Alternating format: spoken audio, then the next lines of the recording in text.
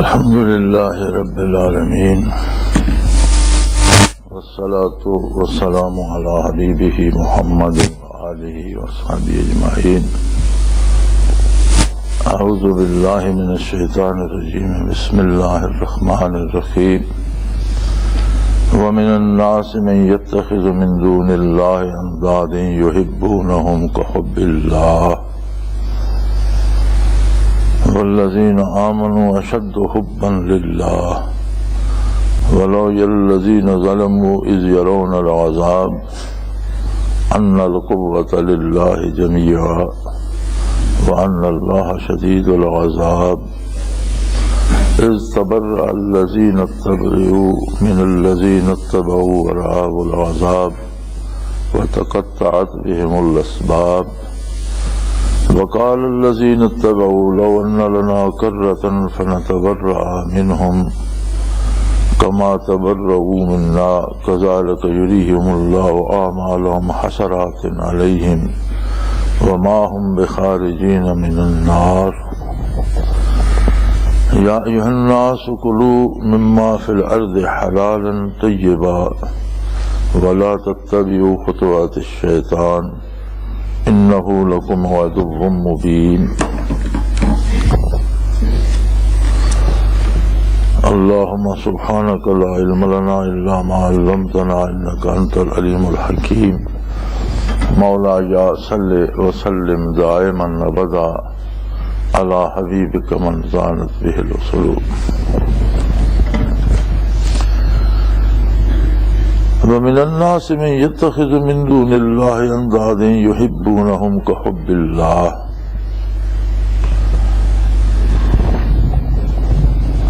اللہ جل شانہ نے اپنی وحدانیت اور قدرت کاملہ کی نشانیوں کا ذکر فرمایا، پھر نور نبوت کا ذکر فرمایا اور تعلیمات و برکات نبی کریم صلی اللہ علیہ وسلم کا ذکر فرمایا، اور پھر ارشاد فرمایا کہ اس کے باوجود کچھ لوگ ایسے ہیں جو اللہ جل شانہ کے علاوہ دوسروں سے امیدیں وابستہ کر لیتے ہیں۔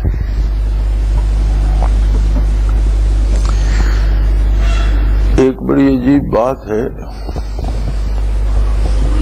کہ دنیا میں آخر مجبور ہو کر سب لوگوں کو ایک آخری قوت ماننا پڑتی ہے۔ یہ الگ بات ہے کہ انہیں اللہ کی معرفت نصیب نہ ہو، لیکن عقل انسانی مجبور ہو جاتا ہے کہ ایک قوت ایسی مانی جائے جو سب سے آخر، سب سے اوپر ہو اور جس سے اوپر کوئی نہ ہو، ورنہ تو تسلسل لازم آتا ہے اور وہ ختم ہونے میں نہیں آتا کہ اس سے اوپر کوئی ہے تو پھر اس سے اوپر کوئی ہے، پھر اس سے اوپر کوئی ہے، تو وہ تو چلا جائے گا۔ بالآخر ایک قوت ایسی تسلیم کرنا پڑتی ہے جس سے اوپر کوئی نہ ہو، تو یہ تو عقل کی مجبوری ہے۔ لیکن اللہ جل شانہ کی پہچان اور اس کی معرفت محض عقل کا کارنامہ نہیں ہے، یہ کیفیات قلبی سے متعلق ہے۔ جب تک دل میں نور توحید نہ آئے تب تک عقل محض ایک طاقت کو مانتی ہے جو سب سے اوپر ہے۔ وہ کون ہے، وہ کیسا ہے، اس کی ذات کیسی ہے، اس کی صفات کیسی ہیں، اس سے محروم رہتی ہے۔ پھر لوگ یا تو تصور کر لیتے ہیں کچھ اندیکھی طاقتوں کو، انہیں پوجنے لگتے ہیں، یا پھر کچھ محسوس طاقتوں سے اپنے جیسے انسانوں سے یا بتوں سے امیدیں وابستہ کر لیتے ہیں کہ یہ میری حفاظت بھی کرے گا، یہ میری ضرورتیں بھی پوری کرے گا۔ تو اسی کو شرک کہا جاتا ہے۔ اللہ کی ذات میں کسی کو شریک کیا جائے شرک ہے، اس کی صفات میں کسی کو شریک مانا جائے تو شرک ہوتا ہے۔ اسلام کے علاوہ اس وقت دنیا میں کوئی ایسا مکتب فکر نہیں ہے جو اللہ کو جیسا وہ ہے ویسا مانتا ہو۔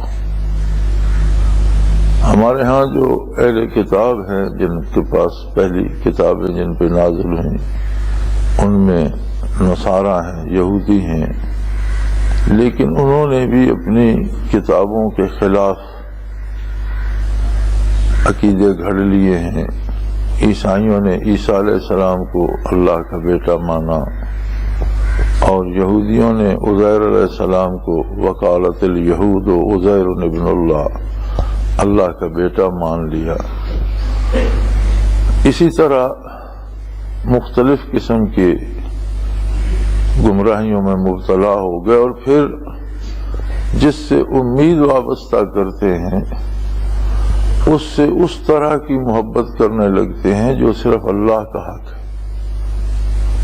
یحبون کا حب اللہ، ان سے پھر اس طرح کی محبت اور اس طرح کی کا تعلق بنا لیتے ہیں یا اس طرح کی امیدیں وابستہ کر لیتے ہیں جو صرف اللہ کریم کا حق ہے، اور جسے نور ایمان نصیب ہوتا ہے۔ والذین آمنوا اشد حبا للہ، وہ سب سے زیادہ محبوب اللہ کریم کی ذات کو رکھتا ہے۔ اس سے یہ مراد نہیں ہے کہ مومن دنیا میں کسی اور چیز سے محبت ہی نہیں کرتا۔ محبت ایک فطری عمل ہے۔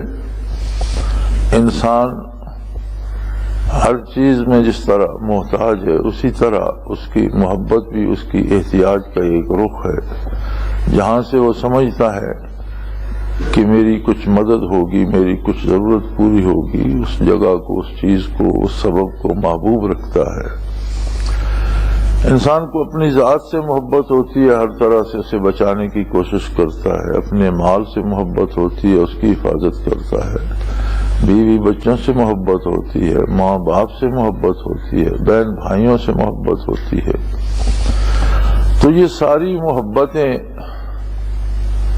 انسان کے مزاج میں داخل ہیں اور وہ کرتا ہے، اور اس کی ضرورت ہے، اس کی مجبوری ہے۔ لیکن نور ایمان کی خاصیت یہ ہے کہ جب ایمان نصیب ہوتا ہے تو سب پر غالب اور سب سے شدید محبت جو ہوتی ہے وہ اللہ کی محبت ہوتی ہے۔ تقاضا ایمان یہ ہے کہ کوئی بھی کام بڑا محبوب ہو لیکن اللہ کریم اس سے روک دے تو اللہ کی محبت غالب آ جائے اور اللہ کی نافرمانی نہ کی جا سکے اور دوسری محبتیں ہیچ ہو جائیں۔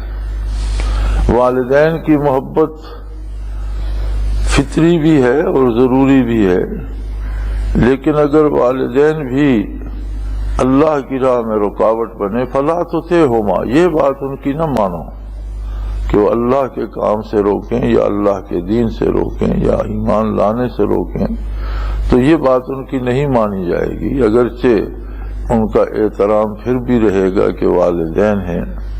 وَلَا تَقُلْ لَهُمَا أُفٍّ وَلَا تَنْهَرْهُمَا وَقُلْ لَهُمَا قَوْلًا كَرِيمًا، انہیں کبھی سخت زبانی سے ان سے بات نہ کرو اور ان سے نفرت نہ کرو اور ہمیشہ پیار سے بات کرو، لیکن اللہ کی نافرمانی کا حکم دیں فَلَا تُطِعْهُمَا، تو ان کی بات مت مانو۔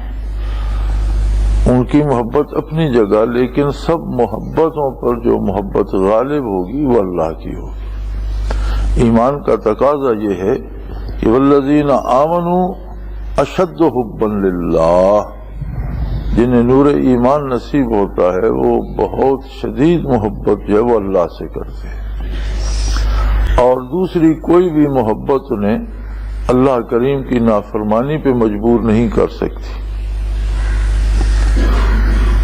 وَلَوْ يَرَى الَّذِينَ ظَلَمُوا، جو لوگ غیر اللہ سے امیدیں وابستہ کر لیتے ہیں اور شرک کرتے ہیں، اور شرک ان الشرک لظلم عظیم، یہ بہت بڑا ظلم ہے، تو اگر آپ دیکھیں ان لوگوں کو جو اس ظلم میں مبتلا ہوتے ہیں، اذ یرون العذاب، دیکھنے کی بات تو تب ہوگی جب وہ عذاب کو دیکھیں گے، جب وہ آخرت میں پہنچیں گے اور جب انہیں اللہ کے عذاب نظر آئیں گے، تب انہیں احساس ہوگا ان القوت للہ جمیعا، کہ حقیقتاً ساری قوت اللہ کی ہے، ساری طاقت اللہ کے پاس ہے۔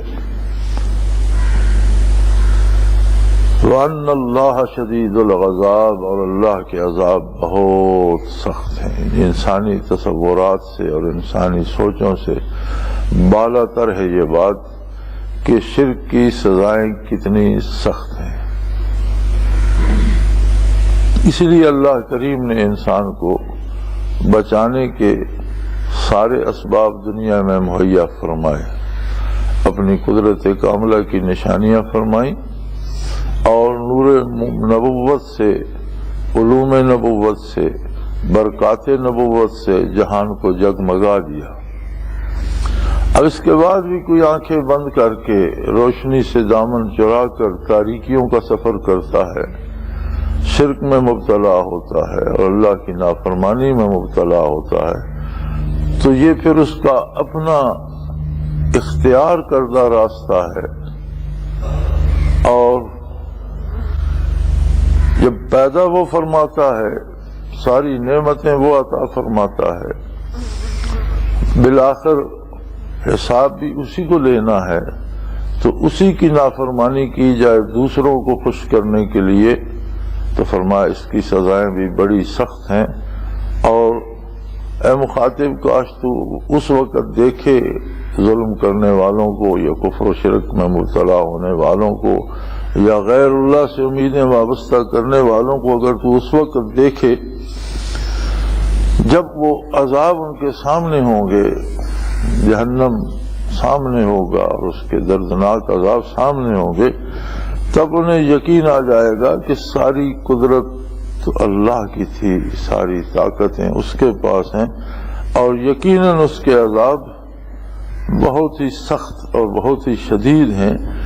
اس وقت پھر وہ یہ کوشش کریں گے کہ جو لوگ پیروی کرتے تھے، جو لوگ پیروکار بنے ہوئے تھے، ان کے جو انہیں کفر و شرک کے راستوں پہ چلاتے تھے، وہ کہیں گے جی ہم ان سے بالکل بیزار ہیں، ہم ان کی بات آئندہ نہیں مانیں گے، انہوں نے ہمیں تباہی کے دہانے پہ لا کھڑا کیا۔ وَإِذْ تَبَرَّأَ الَّذِينَ اتُّبِعُوا مِنَ الَّذِينَ اتَّبَعُوا، جب پیروکار اپنے پیش رووں سے بیزاری کا اعلان کریں گے اور یہ کہیں گے لَوْ أَنَّ لَنَا كَرَّةً، کاش ہمیں ایک دفعہ پھر دنیا میں جانا نصیب ہو جائے، لَوْ أَنَّ لَنَا كَرَّةً، ایک دفعہ ہمیں واپسی کی اجازت مل جائے، وہی دار دنیا ہو، وہی شب و روز ہوں، وہی ضرورتیں ہوں ہماری، وہی ہم ہوں، اور پھر ہم ان سب سے بیزار ہو کر صرف اللہ کو پکاریں اور اس سے امید رکھیں اور اس سے محبت کریں۔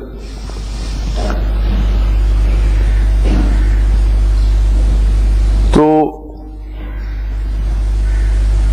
فَنَتَبَرَّأَ مِنْهُمْ كَمَا تَبَرَّؤُوا مِنَّا، جس طرح آج یہ پیش رو ہم سے بیزاری کا اعلان کر رہے ہیں، جب وہ کہیں گے کہ ہم ان کی پیروی میں ماریں گے، ہم ان سے بیزار ہیں، تو پیش رو کہیں گے کہ بھئی ہم تو اب آپ جس راستے پہ چل رہے تھے اسی پہ چلنا تھا، تم نے اپنی پسند سے یہ راستہ اختیار فرمایا، تم اپنا بوجھ ہم پر کیوں ڈالتے ہو؟ تو دونوں گروہ، پیروکار بھی اور پیش رو بھی، ایک دوسرے سے بیزاری کا اعلان کریں گے۔ تو فرمایا اس وقت پیچھے چلنے والے یا پیروکار یہ کہیں گے کہ کاش ایک دفعہ پھر دنیا پہ جانا ہو جائے، یہ لوگ بھی وہیں ہوں اور ہم بھی وہاں ہوں اور ہمیں موقع ملے، تو پھر ہم انہیں بتائیں کہ ہم کس طرح ان سے بیزاری کا اعلان کر کے اللہ کے احکام کی پیروی کرتے ہیں، جس طرح یہ آج ہم سے بری ذمہ ہو رہے ہیں، ہم اس کا بدلہ انہیں دنیا میں چکا دیں۔ فرمایا کذالک یریہم اللہ اعمالہم حسرات علیہم، اس طرح اللہ ان کے اعمال کو ان کے لیے باعث حسرت بنا دے گا. انہیں اس وقت دکھ ہوگا اور ان کے دل میں حسرت پیدا ہوگی کہ ہم کیا ظلم کرتے رہے، کاش ہمیں اب موقع مل جائے تو ہم اس کی اصلاح کر لیں. تو یہ صرف حسرت ہی ہوگی، دوبارہ دنیا میں لوٹنا نہیں ہوگا کسی کا. وما ہم بخارجین من النار، ان کی یہ تمنائیں اور آرزوئیں انہیں دوزخ سے نکال نہیں سکیں گی.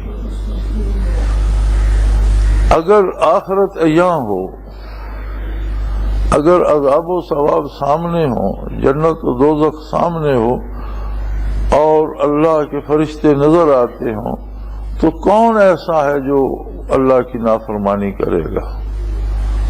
اصل آزمائش تو ایمان بالغیب کی ہے کہ اللہ کے رسول صلی اللہ علیہ وسلم نے جو حق پہنچایا وہ اللہ کے حبیب پر اعتماد کر کے اسے کوئی قبول کرتا ہے یا نہیں. اور اگر اس نے رسول اللہ صلی اللہ علیہ وسلم کی بات قبول نہ کی تو رسول اللہ صلی اللہ علیہ وسلم کی بات تو اللہ کی بات ہے. ما ینطق عن الہوی ان ہوا الا وحی یوحی، دین کے معاملات میں اللہ کا حبیب اپنی پسند سے کوئی بات ارشاد نہیں فرماتا، وہی کچھ آگے پہنچاتا ہے جو اللہ کی طرف سے وحی ہوتی ہے. تو گویا حضور اکرم صلی اللہ علیہ وسلم کے ارشادات عالیہ کو ٹھکرانا اللہ کریم کی بات کو ٹھکرانا ہے. اب درمیان میں دنیا کا ایک حجاب ہے، ایک پردہ ہے. اللہ تو ہر جگہ ہر وقت موجود ہے، لیکن دنیا کا پردہ ہماری آنکھوں پر ہے، ہمارے علم پر ہے، ہماری استعداد پر ہے. جب یہ دنیا کا پردہ ہٹ جائے گا، آدمی دنیا سے آخرت کو سفر کر جائے گا تو اسے موت کے فرشتے بھی نظر آنا شروع ہو جاتے ہیں. مرنے سے پہلے کافر کو بھی نظر آ جاتے ہیں، اس سے بات بھی کرتے ہیں، اسے کہتے ہیں فیما کنتم، تمہیں اللہ نے اتنی زندگی دی تھی، تم 50 60 70 سال 100 سال دنیا میں رہے، کیا کرتے رہے؟ فیما کنتم، تم کیا کرتے رہے، کس شغل میں لگے رہے؟ تو قرآن کریم سوال و جواب بتاتا ہے اس وقت کے کہ وہ کافر کہتا ہے ہم تو کمزور لوگ تھے، کننا مستضعفین فی الارض، ہم کمزور لوگ تھے بھائی، جیسے ہمیں چلانے والے ہمارے لیڈر یا حکمران یا ہمارے پیش رو جدھر ہمیں چلاتے رہے، ہم میں تو انکار کی قوت نہیں تھی، مجبوراً ہم ان کے پیچھے چلتے رہے. تو فرشتے کہتے ہیں لم تکن ارض اللہ واسعہ، کیا اللہ کی زمین وسیع نہیں تھی؟ جہاں آپ حق پر نہیں چل سکتے تھے اور آپ کو زبردستی کفر پر چلایا گیا تو آپ وہ جگہ چھوڑ دیتے. فلم تہاجروا فیہا، تم وہ جگہ چھوڑ کر کہیں اور ہجرت کیوں نہیں کر گئے؟ ایسی جگہ چلے جاتے جہاں اللہ کی اطاعت مشکل نہ ہوتی، کوئی روکنے والا نہ ہوتا. تم ایسے لوگوں میں کیوں جا بسے کہ جہاں ظلم ہی ظلم ہے، جہاں نفرت ہی نفرت ہے، جہاں شرک ہی شرک ہے، جہاں کفر ہی کفر ہے. اس میں ایک اصول یہ بھی بتایا جا رہا ہے کہ دنیاوی زندگی میں انسان کو کوشش کرنی چاہیے کہ وہ نیک بندوں کے ساتھ رہے اور بدکاروں سے بچے. چہ جائے کہ یہاں ہمارا معاملہ ہی الٹ ہے، ہم دنیاوی چند سکوں کے لیے دارالاسلام کو چھوڑ کر دارالکفر میں جانے کی صحیح کرتے ہیں، لاکھوں روپے دے کر جاتے ہیں، بڑی مشکلوں سے پہنچتے ہیں، اور جب وہاں پہنچتے ہیں تو پھر یہ شکوہ ہوتا ہے کہ یہ کھانا بھی حلال نہیں ملتا، بچے آوارہ ہو گئے ہیں، اولاد کنٹرول نہیں ہوتی، بچے آوارہ ہو گئے، ہم کیا کریں؟ بھئی آپ نے خود یہ سودا خریدا، پھر اس میں رونے کی کیا بات؟ اصول تو یہ تھا کہ جہاں نیکی آسان تھی، جہاں نیک لوگوں کی محفلیں میسر تھیں، آپ دارالکفر سے بھی اور مشرکین کے علاقوں سے بھی سفر کر کے وہاں جمع ہوتے اور زندگی کو اللہ کی مرضیات کے مطابق گزارنے کی کوشش کرتے. زندگی کا مقصد دولت کے انبار جمع کرنا نہیں ہے، اس لیے کہ کسی نے زر و جواہر کو اور مال و دولت کو اٹھا کر ساتھ نہیں لے جانا، نہ یہ سکہ آخرت کے بازار میں کام آئے گا، نہ وہاں اس کی کوئی حیثیت ہوگی۔ تو ہمیں چونکہ جانا ہے تو زیادہ سفر دولت دنیا نہیں ہوگی، زیادہ سفر اللہ کی اطاعت اور اللہ کے حبیب صلی اللہ علیہ وسلم کا اتباع ہوگا۔ تو حقیقتاً کمانے والی دولت تو وہ ہے، بندہ کوشش کرے کہ جہاں ممکن نہیں ہے دارالکفر سے دارالاسلام میں آئے، وہاں آئے جہاں اسلام پر عمل آسان ہے، وہاں آئے جہاں اسلامی علوم ملتے ہیں، وہاں آئے جہاں اسلام پر عمل کرنے والے لوگ ملتے ہیں، وہاں پہنچے جہاں اللہ کا قرب نصیب ہوتا ہے، اللہ کے نیک بندے بستے ہیں، وہاں جائے تاکہ وہاں سے زیادہ آخرت کما سکے۔ تو ہمارا آج کا جو ماحول ہے اس میں ہمارا مزاج ہی بدل گیا ہے، الٹ ہو گیا ہے کہ ہم جہاں رزق حلال میسر ہو سکتا ہے، جہاں نیکی پر عمل کرنے میں کوئی رکاوٹ نہیں، باوجود ہزار خرابیوں کے کوئی کسی کو عبادت سے نہیں روکتا، کوئی کسی کو حلال کمانے حلال کھانے سے روکتا تو نہیں ہے، کوئی کسی کو اذان سے نماز سے روزے سے روکتا تو نہیں ہے، کم از کم یہ رعایت تو ہے کہ لوگ نہیں کرتے، جو نہیں کرتے وہ بد نصیب ہیں، لیکن جو کرنا چاہیں انہیں کوئی روکتا تو نہیں۔ تو ایسی جگہوں کو چھوڑ کر وہاں جانا کہ جہاں کھانے کو حرام ملے، پینے کو حرام ملے، جہاں حلال دستیاب ہی نہ ہوتا ہو، حلال تلاش کرنا ہی مشکل ہو جائے، اور صرف ایک فائدے کے لیے کہ وہاں دولت دنیا جو ہے وہ یہاں کی نسبت زیادہ ملتی ہے، تو یہ اصول حقیقتاً اپنے آپ کے ساتھ زیادتی ہے۔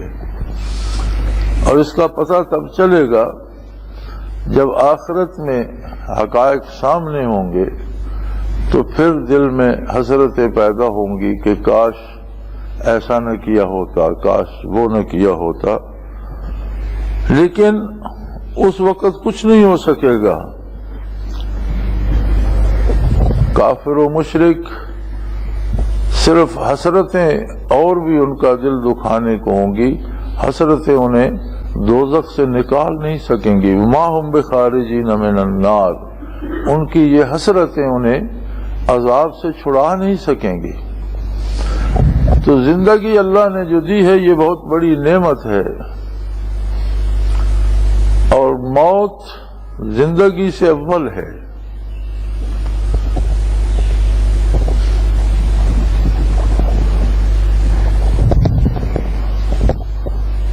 خلق الموت والحیات لیبلوکم ایکم احسن عملا، اس نے موت بھی پیدا فرمائی، حیات بھی پیدا فرمائی، گویا حیات سے پہلے موت کا ذکر ہے۔ اور عجیب بات ہے کہ آپ انسانوں کی آبادی میں جائیں تو راستے میں سب سے پہلے قبرستان آتے ہیں، ہر آبادی کے باہر آبادی میں داخل ہونے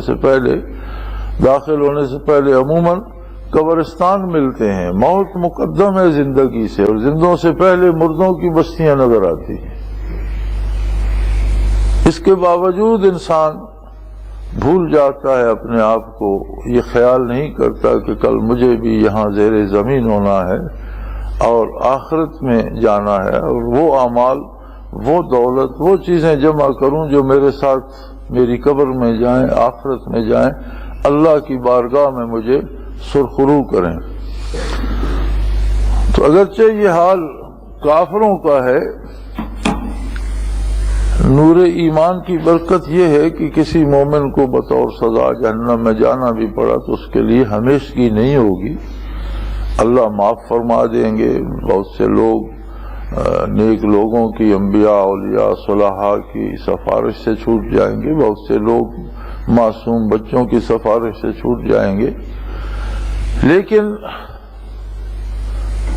جسے جانا بھی پڑا وہ بھی اپنی سزا اللہ معاف کر دے یا پوری کر لے تو اسے بھی جہنم سے رہائی مل جائے گی۔ ایمان کی برکت یہ ہے کہ مومن کبھی ہمیشہ جہنم میں نہیں رہے گا، لیکن جہنم کے کچھ لمحات بھی پھر اسے ابد الآباد یاد رہیں گے۔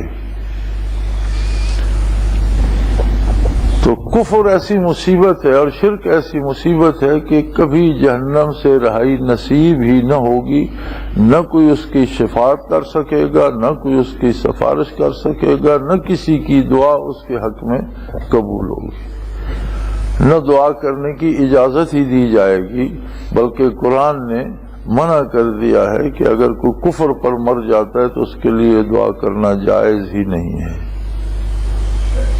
تو زندگی کے لمحات کو قیمتی سمجھنا چاہیے جیسا کہ وہ قیمتی ہیں، اور کوشش کی جانی چاہیے کہ اکثر وقت ایسے لوگوں میں گزرے جو اللہ کے اطاعت گزار بندے ہوں، نیکوں کی صحبت سے نیکی نصیب ہوتی ہے۔ صحبت صالح ترا صالح کند، صحبت طالع ترا طالع کند۔